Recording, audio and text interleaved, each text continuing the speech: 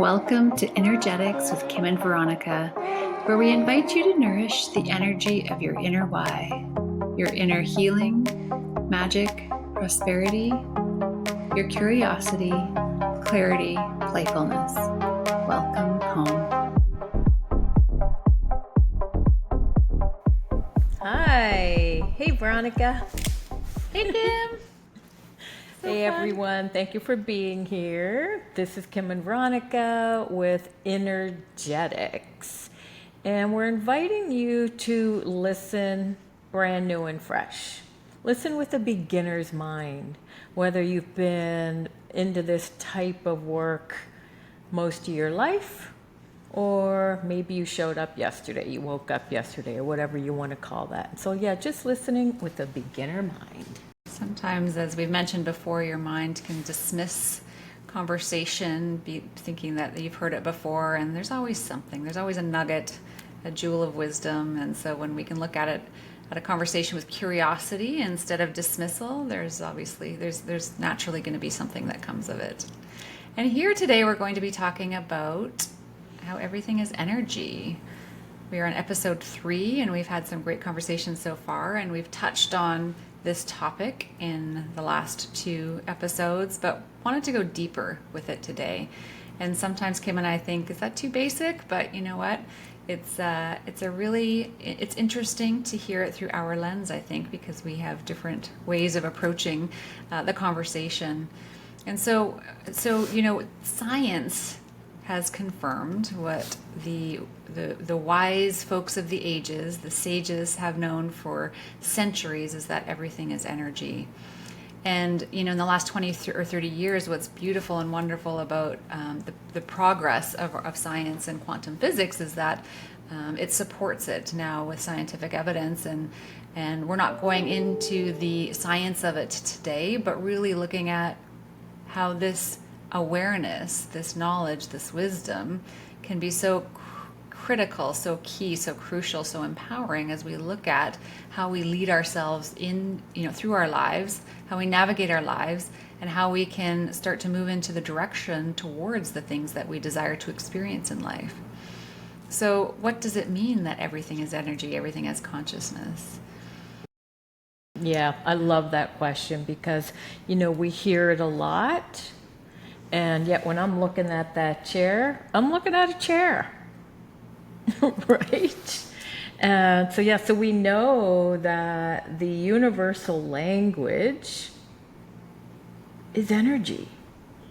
What does that mean? Well, it doesn't matter if you're speaking French, Latin, Spanish, German, whatever. How is it that the universe kind of translates that so that it can receive what it is you're being? Well, it's the energy.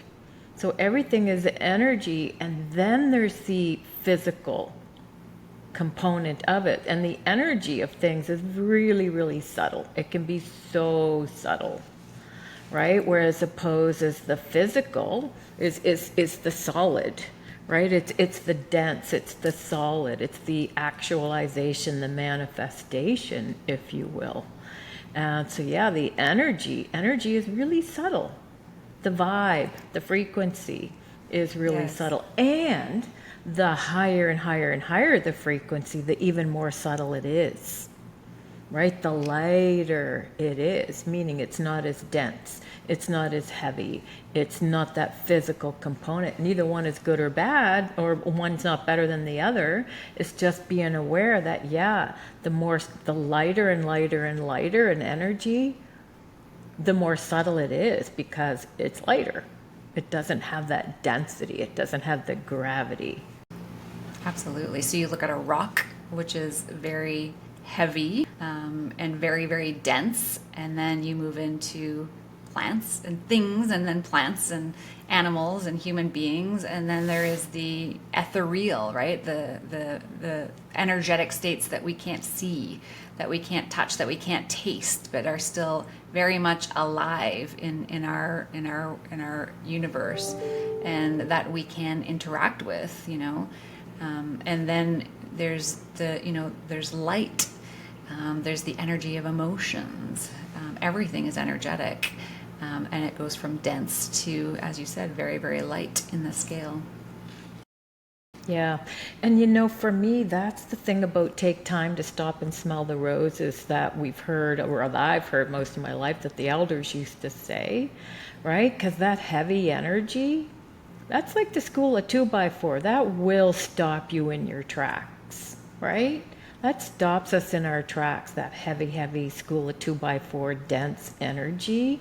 However, what if there's this other energy that's so subtle that we don't even notice it? We don't take the pause.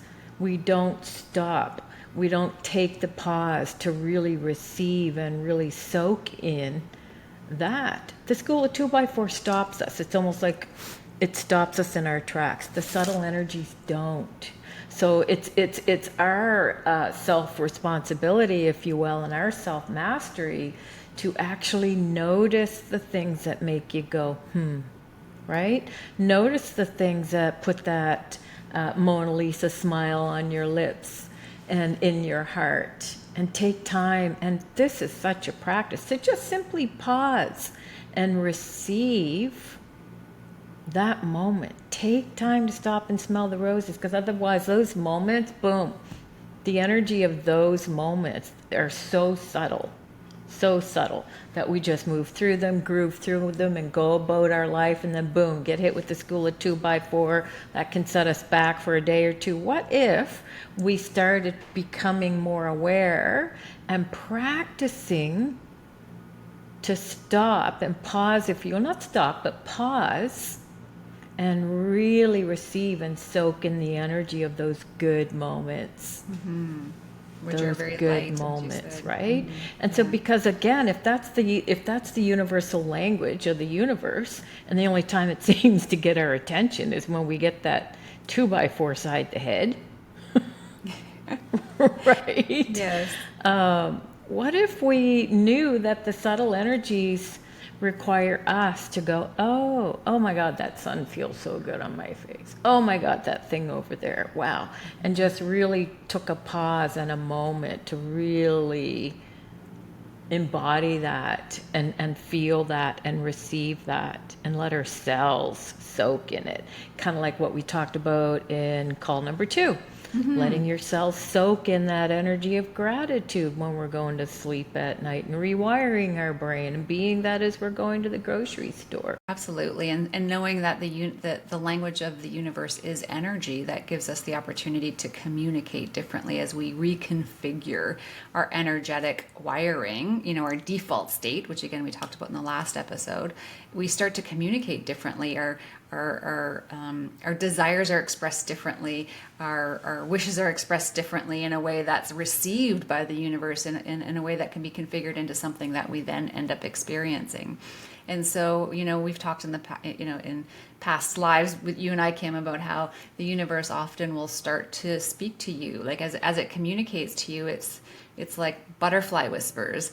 I'm borrowing that from someone, and then eventually, when you're not listening, when you're not receiving, when you're not perceiving the communication, it gets louder and louder and louder, and then it becomes the 2x4, which then often is what we're defaulted into responding to. But when we can start to pause and really begin to notice and perceive and receive the energetic frequencies, we can start to tune into things quicker and start to have greater movement in our lives, both moving through the things that are tough, but also moving towards the things that we desire in a quicker pace.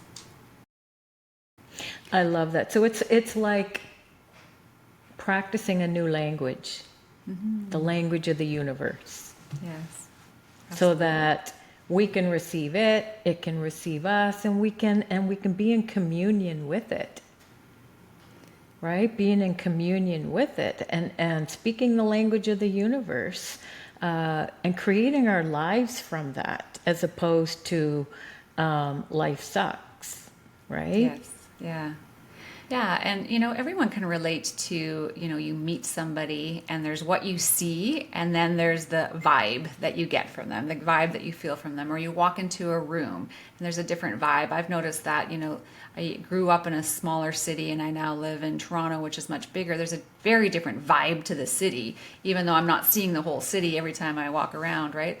So everybody, regardless of how much you've really played with these concepts, you get the idea of a vibe or an energetic makeup in those scenarios.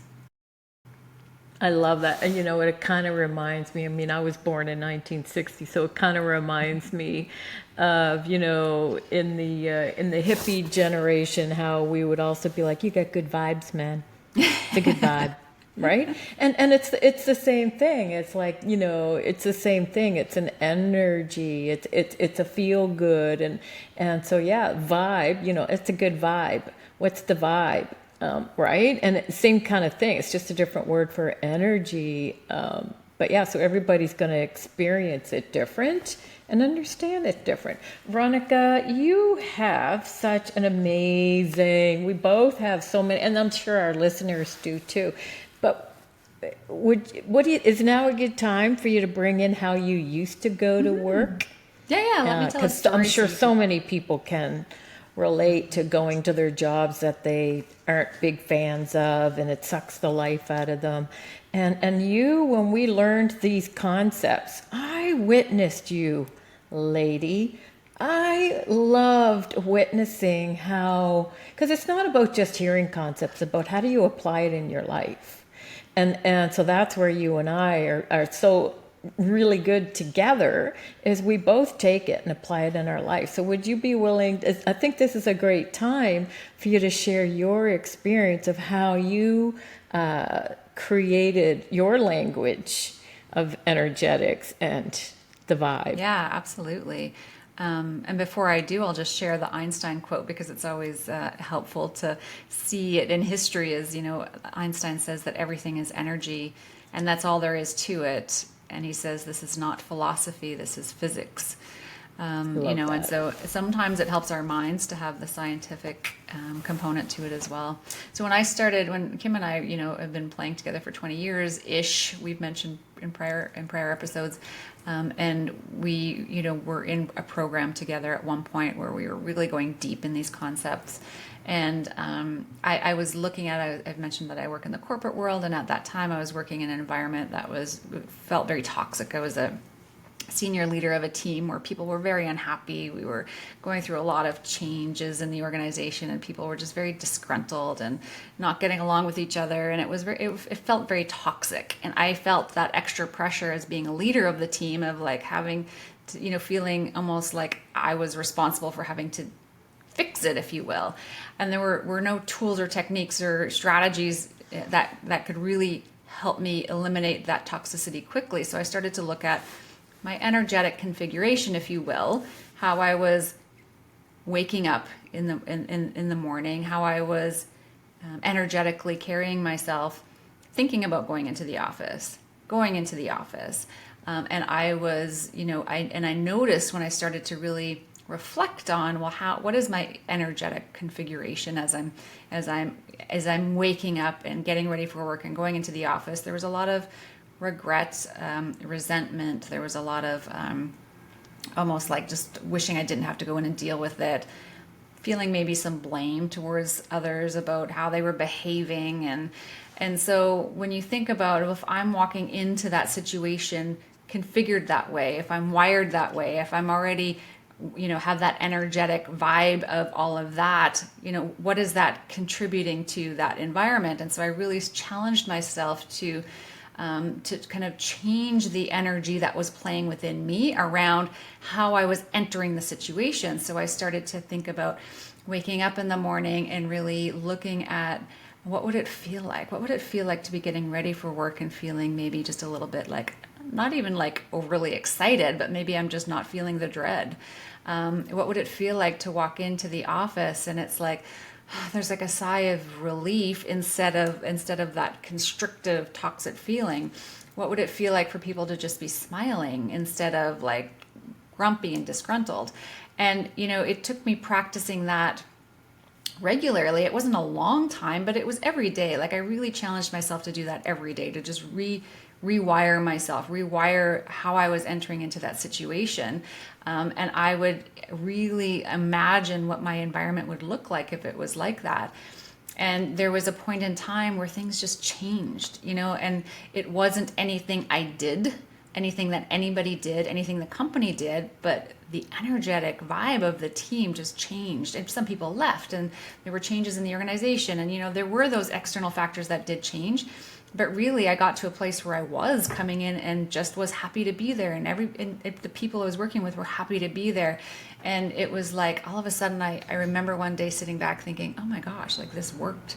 It worked. Like it really changed the environment of that team and what I was walking into in that organization.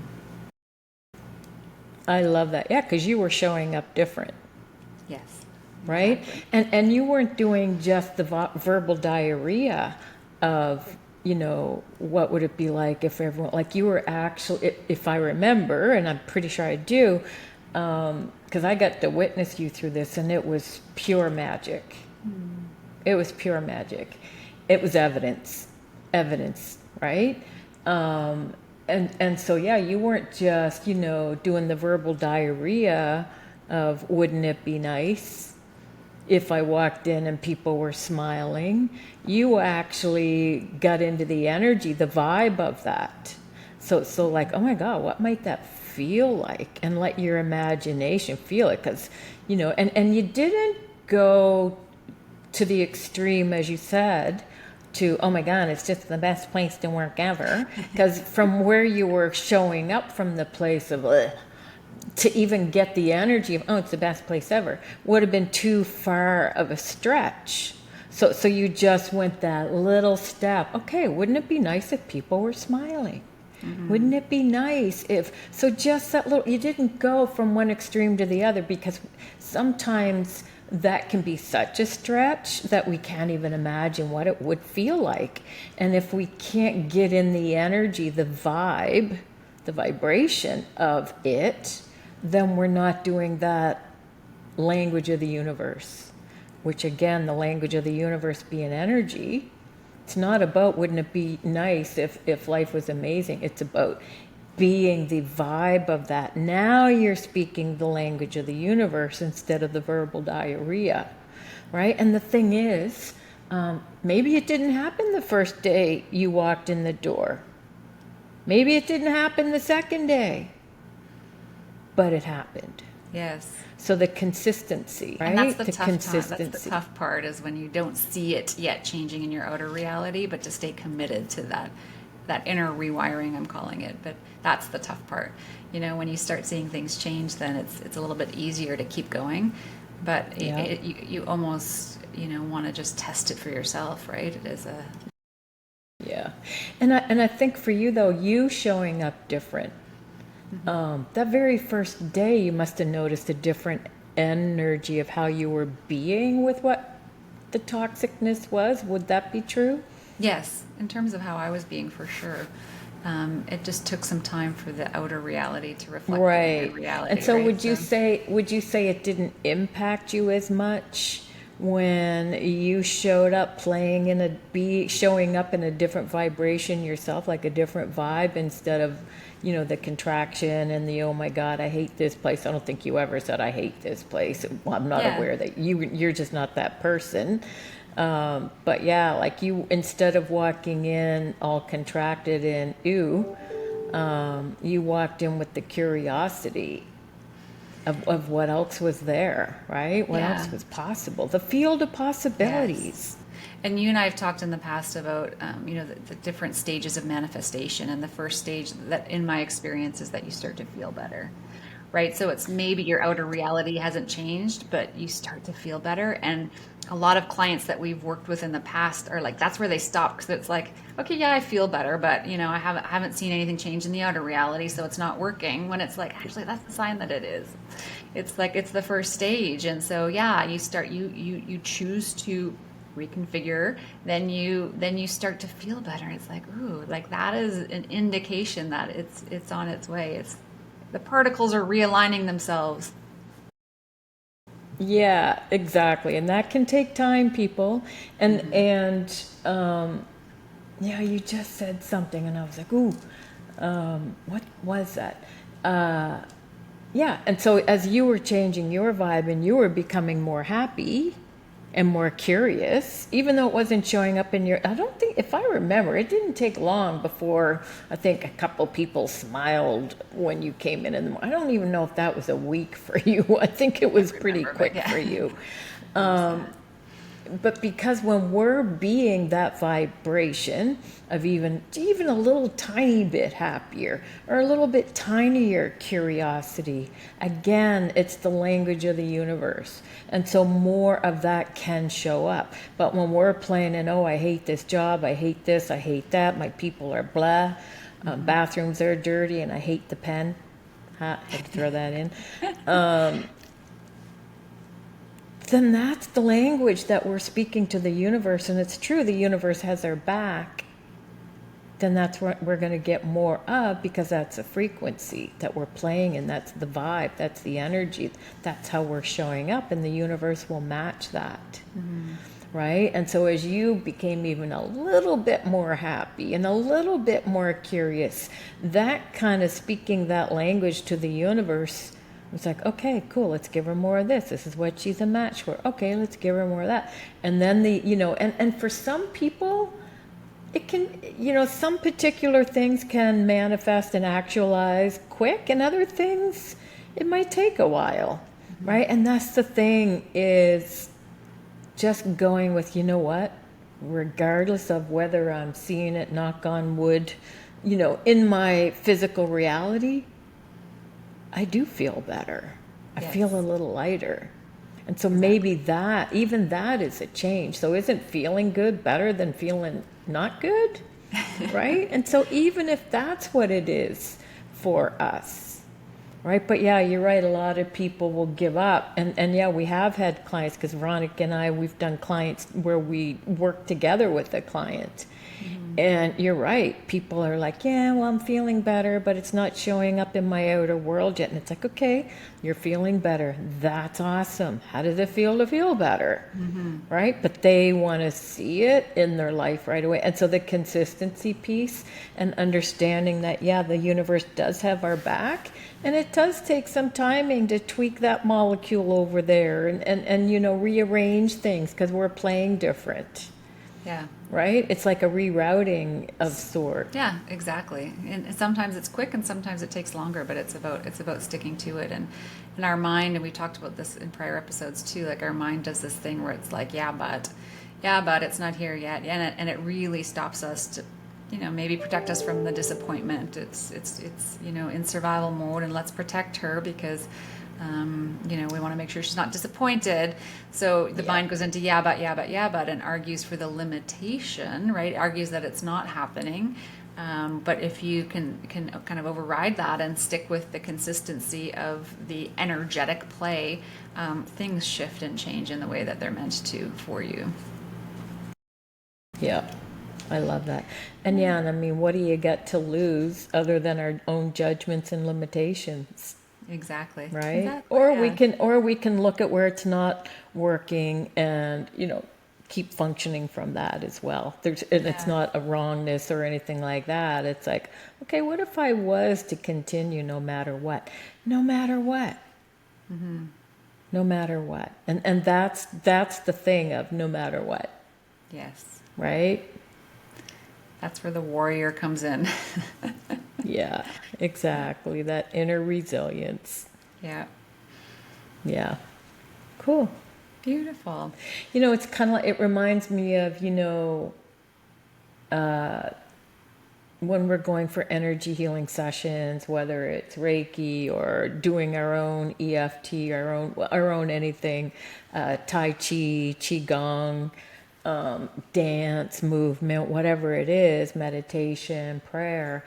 We're actually playing in the field of possibilities, but we're also like the ancient Chinese Qigong and Tai Chi and all that was literally keeping our own energy field clear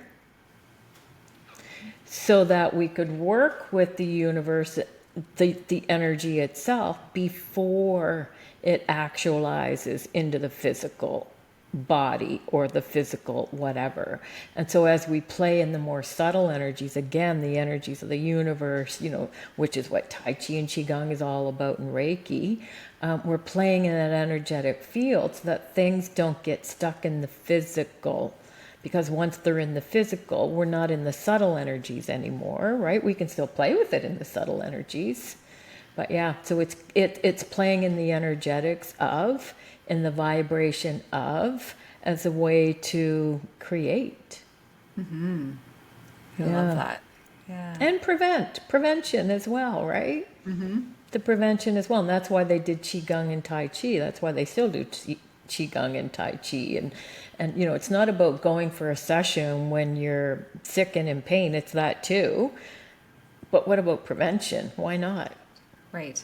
Right? Absolutely. Let's play with stuff before it lodges itself and actualizes as, the shitty job or the ache or pain in the body or the whatever. Let's play with it on that energy level. Because again, as Einstein said, everything is energy, right? And I think, is it him that has that quote? No, I don't want to say, I don't know who it is, but it's something about the future of medicine is energy. Right? Yeah, And so as that. we play in the energetics, it changes how things can show up in the physical.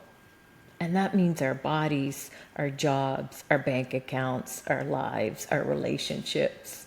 Boom, right across the board. Yeah, absolutely. Yeah. And so I think so what would you say the invitation is for people from here to like, what would you say a big takeaways? Just what? Yeah, so I think that starting to look at how you are energetically as you are walking or you're on your way to something, right? So as you're going to the office, as you're starting your day, as you're going into a meeting, as you're going on a date, as you're going to have an exchange with your child who's been misbehaving and you need to sit down and have a talk to them, as whatever that is, whatever situations you have where you're on your way, where you're entering it, where you're preparing for it, where you're thinking about it, starting to become aware of, well, what is my energetic configuration? Am I dreading it? Am I assuming that someone's going to respond a certain way? Am I assuming that it's going to go in a way that I don't like? And looking at, okay, well, if I could experience anything out of this, what might it feel like? What might it look like? And again, it doesn't have to be completely dramatic, so far, extreme that it's not relatable, because then you're not really in the energy of it. But what might feel a little bit better? What might feel a little bit different that I could align with? Yeah. Yeah, wouldn't it be nice? I think we talked about that in call too. Wouldn't it be nice if, when I got there and there was way more ease than I thought possible? What might that be like? And just kind of get curious. Yeah, what might that be like? Right? What might that be like? And just let your imagination create that energy. And as you said, like, not such a big stretch that you can't even get the energy, but just that little tiny bit of, yeah, what might that be like? And so noticing, how am I showing up? Am I showing up pissed off that I have to be there? Because now that I'm going to find that match in that room, I guarantee you. Oh, look, the subconscious says, there's another pissed off person. I'm going to go hang out with them and have a little poop session. Well, that was fun, right? And so, yeah, so basically, again, how am I showing up? And not making yourself wrong, going, oh my God, no wonder that was a poop show. I showed up like that again, and I found everybody else why do I always attract those people? Right? And so it's just like not making a wrongness, but yeah, having that awareness and making it a practice. Mm-hmm. Making it a practice and being authentic about it. Being authentic is such the key, meaning it's got to be actually true for you enough that you can get that vibe. You can be the vibe. Yeah. You can be the vibe. You can be that energy. You can create that energy within you just with that curiosity of, wouldn't that be nice? What might that be like? And then get the feel of what that, now you're being that vibe just by asking the question, what might it be like if I showed up and it was blah? Right? Now you're speaking the language of the universe. Exactly. And that's what you did, showing up at work. Yeah, and that was a long time ago, and I still do that. Anytime I find myself caught in something, work or relationships, I still go back into that play to reconfigure and see what shows up. Me too. Me too, exactly. And when I catch myself, I'll go, oh my God, I'm hilarious. I was playing in the poop again. Yeah. And then it's that invitation. Who wants to join me in the poop? Poop. I'm doing the poop over here, and all the other people who are doing the poop go, oh, there she is. Right? And so I just become aware of it and go, okay, I'm playing in the poop again. Okay, cool. Man, I'm awesome. I'm hilarious. I did that really good. Yeah. Right? And so not making myself wrong when I'm doing that, but going, okay, again, what is it I would like to experience instead? Oh, wouldn't it be nice if?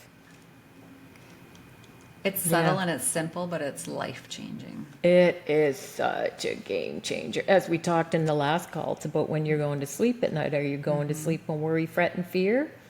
Well, then your cells are soaking in that. Good job. And then, and then what has to play itself out in our daily life? Boom. Everything that matches that energy, that frequency, that vibe of worry, fret, and fear. Exactly, yeah. Right.